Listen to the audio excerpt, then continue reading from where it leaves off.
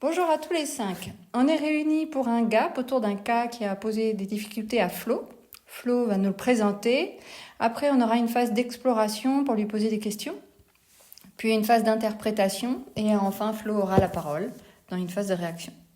Je vous rappelle que nos échanges sont confidentiels et que le patient doit rester non identifiable, donc anonyme. Je compte sur vous pour faire preuve de bienveillance et pour mettre tous vos talents en commun, qu'on puisse ensemble progresser dans nos pratiques professionnelles. Avant que je donne la parole à Flo, est-ce que quelqu'un a besoin de dire quelque chose ? Est-ce qu'il y a un problème à évacuer ? Non. Flo, nous t'écoutons. Alors voilà, j'ai une patiente qui revient me voir souvent. Une femme d'environ 70 ans qui a une toute petite retraite et une condition de santé assez mauvaise, avec un terrain fibromyalgique, un surpoids, un léger diabète et une certaine agoraphobie dans le contexte du Covid. La première fois qu'elle me consulte, c'est sur réorientation d'un confrère qui était en échec thérapeutique. Il l'avait revue rapidement après une première séance parce qu'elle avait encore plus mal. Il n'avait pas réussi à l'améliorer et résultat, il ne lui avait pas fait payer la deuxième séance en lui disant « Je vous l'offre cette séance, comme ça vous pouvez utiliser cette somme pour consulter un confrère ». C'était un peu avant le Covid, donc ça doit être en 2019. Je la reçois et elle me rappelle quelques jours plus tard. Elle a encore mal, elle est furax. Elle répète qu'elle a dépensé 50 € pour rien. Je lui explique gentiment que si mon confrère n'a pas réussi à l'améliorer et que moi non plus, c'est peut-être que c'est autre chose que l'ostéopathie qui pourra l'aider. Et je la renvoie vers son médecin. Quelques mois plus tard, elle reprend rendez-vous. Je suis assez tendu à l'idée de la revoir et en début de séance, lorsqu'il s'agit d'établir l'alliance thérapeutique, je mets directement les pieds dans le plat en lui disant « Bon, la dernière fois, il me semble qu'on n'avait pas beaucoup amélioré votre situation. » Et là, elle me répond qu'au contraire, ça l'avait beaucoup soulagée, etc., etc. Et depuis, elle revient régulièrement me voir. Elle me répète beaucoup qu'elle apprécie beaucoup ma prise en charge, mais les séances sont toujours difficiles. Elle a moins de techniques un peu trop engagées, ça lui fait décompenser des douleurs. Elle ressort souvent en ayant encore bien mal. Elle demande souvent à ce que j'encaisse ses chèques plus tard, et je suis particulièrement mal à l'aise quand elle revient pour un suivi en ayant encore mal, de la faire repayer. Le mois dernier, elle m'a adressé sa fille, qui a mon âge, en me précisant qu'elle m'avait recommandé parce que j'étais bon et aussi très mignon. J'ai déjà essayé de suggérer que l'ostéopathie n'était pas forcément la solution à ses problèmes, mais elle continue à venir et je suis mal à l'aise quand elle vient. Aussi, j'ai peur qu'un jour, je passe d'un coup du statut de thérapeute super à celui de dernier des nuls et qu'elle me fasse une mauvaise pub. Bref, je suis un peu perdu et je ne sais pas trop quoi faire. J'aurais bien aimé avoir votre regard sur cette situation. Merci Flo. Est-ce que tu as terminé d'exposer ton cas ? Oui, merci. Bien. Nous allons passer à la phase d'exploration. Nous allons pouvoir poser des questions à Flo pour essayer de mieux comprendre la situation, la mettre en perspective. Qui veut commencer ? Ok, merci Flo pour ce cas. Je n'ai pas bien compris. Ce qui t'embête le plus, c'est de demander de l'argent à cette patiente, ou bien c'est son potentiel pouvoir de nuisance ? En fait, je pense que c'est un peu lié. Je crois que ce que je vis mal, c'est de sentir sa déception. Je pense que sa déception est d'autant plus grande qu'elle fait un gros effort sur son budget pour me consulter. Et je pense que sa déception peut l'amener à me faire une mauvaise pub. Et est-ce que tu crois pas que si elle revient, c'est justement qu'elle n'est pas déçue ? Ben oui, forcément, mais jusqu'au jour où elle le sera vraiment. Parce que je sens bien que c'est sur le fil. Dorian, ta question était un peu dans l'interprétation déjà. En exploration, on essaie de poser des questions pour comprendre. Alain, on t'écoute. Si j'ai bien compris, les techniques STRU ne sont pas trop possibles sur ta patiente. Et je n'ai pas trop saisi quelle approche thérapeutique tu as utilisée dans tes séances avec elle. Pas mal de TOG, du viscéral abdo parce qu'il y a un terrain de colite assez sévère, du fonctionnel aussi, pas mal. Est-ce qu'avant la remarque sur le fait que tu étais mignon, il y avait eu une autre parole ou un geste qui aurait été du même ordre ? Non, elle me répète beaucoup que moi vraiment je connais bien son corps, que je sais vraiment la soulager, lui faire du bien, mais jusque-là ce sont des mots que pas mal de patients peuvent utiliser sans aucun sous-entendu. Mais c'est vrai qu'elle se plaint souvent d'être seule. Je me demande à quel point elle vient pas acheter chez moi un peu d'attention masculine. Ah si, à chaque fois en début de séance, elle veut retirer les bretelles de son soutif parce que ça lui fait mal aux épaules, j'ai jamais bien compris. Bref, elle garde son soutif, mais c'est vrai qu'elle a toujours besoin de le dire, de faire remarquer qu'elle les retire. Ok, d'autres questions? Oui, je voulais revenir sur ce truc autour de la déception. Est-ce que ça te fait ça avec d'autres patients? Comment tu le vis avec les autres patients quand ils repartent en ayant toujours mal? Ah, c'est clair que ça me fout en l'air.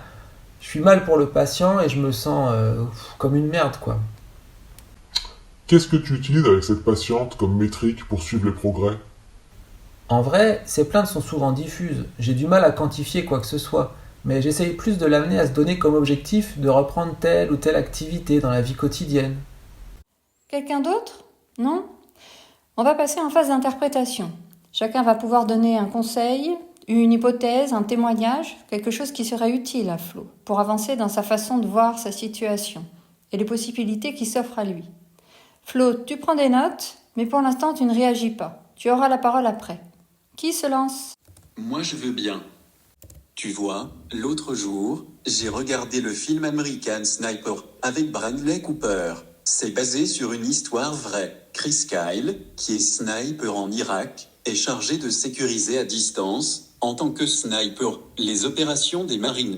Et petit à petit, il développe un syndrome du sauveur. Il est convaincu de devoir absolument retourner sur le champ de bataille pour protéger ses frères d'armes. C'est sa situation de sniper, donc de solitaire, qui m'interpelle, un peu comme un professionnel libéral qui, le temps d'une consultation, vivrait intensément le combat qu'il mène pour améliorer l'état de santé de son patient. Le sniper du film semble occulter l'idée même qu'en tant que soldat il fait partie d'un tout, et que c'est la responsabilité de tout un collectif de réussir une opération militaire. En tant qu'ostéo aussi, du fait qu'on est un peu au banc du système médical, on peut arriver à se sentir isolé et seul responsable de nos patients. Bref, si tu ne l'as pas encore vu, et que tu aimes les films de guerre, je te recommande.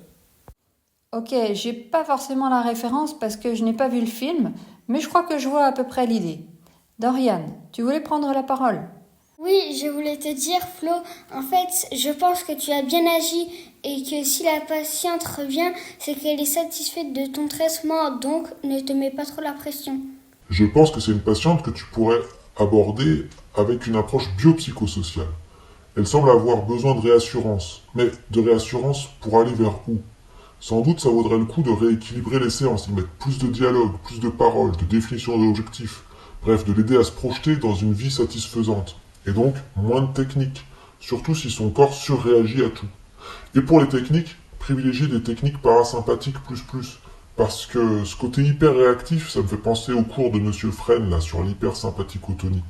Je voulais faire le lien entre les techniques que tu utilises et la distance qui semble ne pas s'être mise entre ta patiente et toi.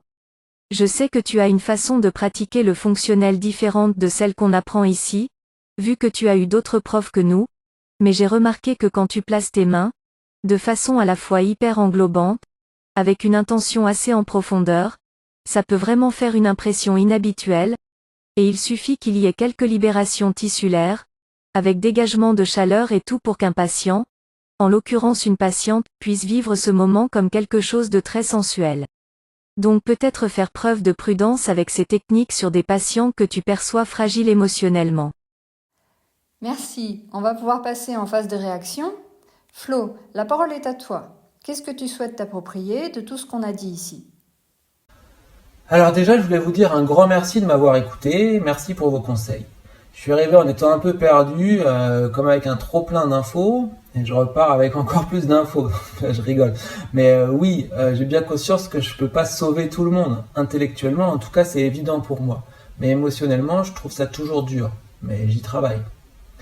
L'idée de moins pratiquer, moins de technique, est sans doute à creuser, surtout que c'est une patiente qui ne supporte pas de rester longtemps allongée. Et Béa, alors, je crois que je vois ce que tu veux dire. Bon. Ok, merci Flo. Alors on va clôturer le cas, donc on ne reparle plus du cas de Flo, ce cas lui appartient. On le remercie de nous l'avoir prêté pour qu'on puisse réfléchir ensemble dessus, mais désormais on n'en reparle plus, ni entre nous, ni à l'extérieur. Tout ce qui a été dit ici reste entre nous. Merci à vous. Et maintenant, place au métagap. Qui voudrait parler? Je trouve dommage qu'on n'ait pas creusé ce qui s'est joué dans la consulte avec la fille de la patiente. Je vois l'idée, mais on est bien d'accord qu'on ne rouvre pas le sujet maintenant. Ah oui, c'est vrai. Désolé. J'ai trouvé que, dans la phase d'interprétation, Quand Béa, tu as mis en facteur explicatif du cas ton expérience personnelle du toucher de Flo, j'ai trouvé ça... Enfin, si j'avais été à la place de Flo, je pense que j'aurais pas été hyper à l'aise. Je pense qu'on pouvait aborder la notion de toucher psycho-émotionnel sans avoir à l'ancrer dans cette expérience concrète. Mais pour autant, c'était vraiment intéressant comme réflexion, je trouve. Merci. Ok, attendez. Sujet délicat. Peut-être Flo, tu voudrais prendre la parole pour dire comment tu l'as vécu. Non, ça va, je crois que j'ai compris l'idée. Alors moi je me demandais, vu que Flo a exprimé des attentes autour de la gestion de la relation patient-praticien, et j'ai noté que Alain, tu as focalisé tes retours sur des aspects techniques, est-ce que c'est ok ça dans les règles du GAP? En fait, les difficultés dans la relation patient-praticien viennent de techniques qui ne portent pas leurs fruits ou qui aggravent des douleurs. Donc par rapport à l'analyse causale, ça m'a semblé logique de parler technique. Ok, stop.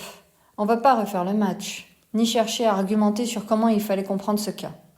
Flo a entendu vos retours. Il fera lui-même la part des choses. Dorian, tu voulais prendre la parole?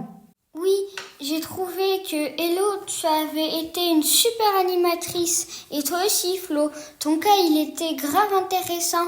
Et merci, j'ai vraiment appris beaucoup pendant ce gap.